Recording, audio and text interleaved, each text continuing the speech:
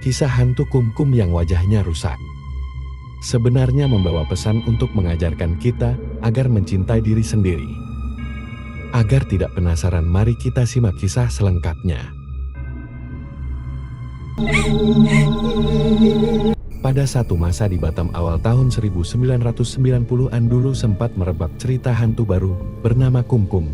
Hantu itu perempuan, konon ia akan berkeliling dari rumah ke rumah, dan di setiap rumah yang ia sambangi ia berusaha memanggil-manggil si empunya rumah dengan mengucapkan kum di pintu depan. Wujud hantu itu tak ubahnya manusia, bukan makhluk halus yang tak kasat mata dan bisa terbang atau bisa menghilang tiba-tiba.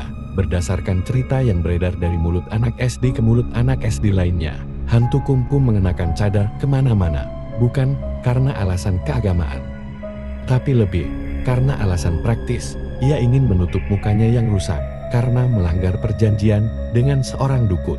Kepada si dukun itu, hantu Kumkum pernah meminta agar wajahnya dipermak, dibikin lebih cantik. Si dukun menyanggupi dan meminta Kumkum menaati sejumlah pantangan. Salah satunya Kumkum tak boleh melihat wajahnya di cermin sebulan setelah ia dibikin jadi cantik. Pantangan itu dilanggar oleh Kumkum karena ia penasaran betul seperti apa wajahnya setelah dipermak oleh si dukun. Padahal si dukun sudah memperingatkan agar tak melakukan itu, jika dilanggar wajahnya malah berubah jadi buruk rupa. Tapi Kumkum tak kuasa segera memeriksa wajahnya di cermin. Ia sekaget-kagetnya mendapati wajah di cermin hancur tak karuan. Kumkum mengadu ke dukun, mengetahui pasinya melanggar pantangan. Si dukun mengajukan sebuah syarat, jika ingin wajahnya kembali cantik seperti sedia kala. Si dukun mengharuskan Kumkum mengisap darah dari banyak perempuan. Hanya dengan itulah Kumkum beroleh kecantikan abadi.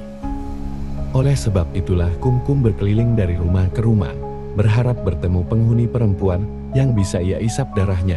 Kumkum sebenarnya adalah singkatan dari Assalamualaikum, namun karena ia pendosa dan musyrik, dan Assalamualaikum erat kaitannya dengan Islam, ia tak bisa menyebut salam itu secara lengkap. Jadilah ia hanya bisa menyebut penggalan akhirnya saja setiap kali menyambangi rumah calon korban.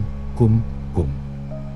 Aku masih bocah SD ketika mendengar cerita itu dari teman-teman satu sekolah, namanya anak SD. Aku ketakutan banget mendengar cerita itu, membayangkan hantu Kumkum dengan mengenakan cadar, nongkrong di teras rumah mantengin pintu depan sambil memanggil-manggil kum. Terdengar menyeramkan sekali. Aku takut ibu atau kakakku yang perempuan yang belum mendengar cerita tentang Kumkum membuka pintu untuk Kumkum. Lalu hantu itu menggigiti mereka dan mengisap darahnya. Aku tak sanggup membayangkan lebih jauh dari itu. Aku ingat betul cerita tentang Kumkum ini, karena aku menangis keras ketika mendengar cerita itu dari teman-teman sekolahan. Aku berlari sambil sesenggukan menjauhi kerumunan yang sedang asyik bergunjing soal Kumkum. Sejak itu, aku kerap dijek oleh teman-teman. Disebut si penakut yang nangis dengar cerita Kumkum. Maklum, enggak semua anak nangis mendengar cerita itu. Aku hanya satu dari segelintir anak saja. Yang lebih memalukan, teman-teman SD ku sampai sekarang masih ingat betul kejadian itu. Jadi jika ada reuni SD, hampir pasti cerita itu diungkit-ungkit lagi nih. Ya, kalau sekarang sih dijadiin bahan tertawaan saja. Tapi dulu di era pra-Google di mana kamu nggak bisa mengandalkan internet untuk mengonfirmasi kebenaran sebuah cerita hantu Kumkum, memang semenakutkan itu.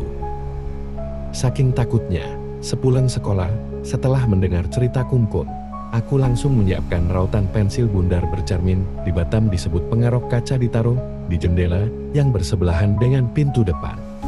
Cermin adalah penangkar yang ampuh mengusir Kumkum karena dia takut wajahnya makin buruk rupa jika melihat cermin.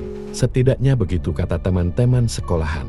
Selama berhari-hari rautan itu saya taruh di sana dan dengan sengaja bagian cermin saya hadapkan keluar. Kumkum, enyahlah kau, jangan ganggu-ganggu ibu dan kakakku.